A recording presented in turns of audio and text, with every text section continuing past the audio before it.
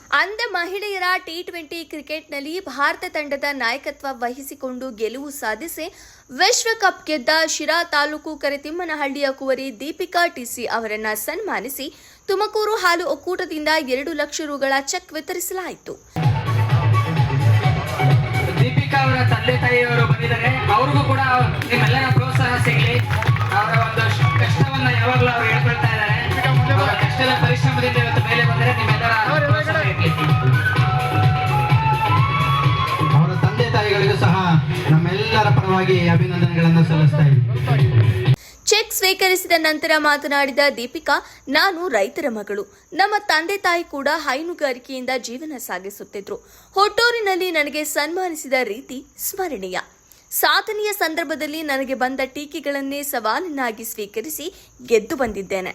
ನಿಮ್ಮೆಲ್ಲರ ಆಶೀರ್ವಾದದಿಂದ ಇನ್ನೂ ಹೆಚ್ಚಿನ ಮಟ್ಟದ ಸಾಧನೆಯನ್ನ ನಾನು ಮಾಡುವೆ ಎಂದು ಹೇಳಿದರು. ನನ್ನ ಹತ್ರ ಸಮಯ ಹೆಚ್ಚಿಗೆ ಆಗಿಲ್ಲ. ಎಲ್ಲರ ಹತ್ರ ನಾನು ಸಾರಿ ಕೇಳೋದಕ್ಕೆ ಇಷ್ಟಪಡ್ತೀನಿ. ಸೊ ನನಗೆ ಫ್ಲೈಟ್ ಇದೆ, ಸೊ ನಾನು ಓಡಬೇಕಾಗುತ್ತೆ.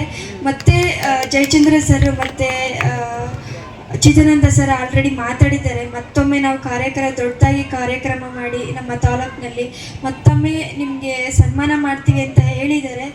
ಖಂಡಿತ ನಾನು ಬಂದೇ ಬರ್ತೀನಿ. ಮತ್ತು ಆಗ ಹೆಚ್ಚಿಗೆ ನಾನು ಸಮಯ ಕೊಟ್ಟು ನಮ್ಮ ತಾಲೂಕಿನ ಎಲ್ಲ ಜನರ ಹತ್ರ ನಾನು ನಿಮ್ಮ ಪ್ರೀತಿ ಪಡ್ಕೊಳ್ಳೋದಕ್ಕೆ ನಾನು ತುಂಬ ಪುಣ್ಯ ಮಾಡಿದ್ದೀನಿ ಅನಿಸುತ್ತೆ.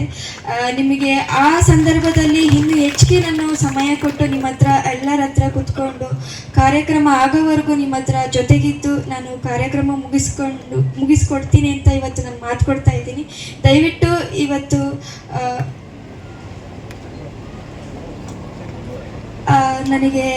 ಇವಾಗ ನನಗೆ 2 ಲಕ್ಷ ಅಮೌಂಟ್ ಕೊಟ್ಟು ಎಸ್.ಆರ್. ಗೌಡ್ರು ಸರ್ ನನಗೆ ತುಂಬಾ ಆರ್ಥಿಕವಾಗಿ ಸಪೋರ್ಟ್ ಮಾಡಿದ್ದಾರೆ.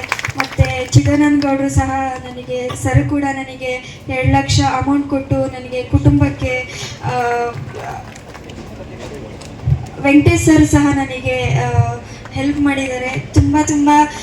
ನನಗೆ ಇಷ್ಟು ಚೆನ್ನಾಗಿ ನಮ್ಮ ತಾಲೂಕಿಂದ ನನ್ನ ರಿಸೀವ್ ಮಾಡ್ಕೊಳ್ತಾರೆ, ರೆಸ್ಪಾನ್ಸ್ ಮಾಡ್ತಾರೆ ಅಂತ ನಾನು ಎಕ್ಸ್ಪೆಕ್ಟ್ ಮಾಡಿರಲಿಲ್ಲ ಸರ್.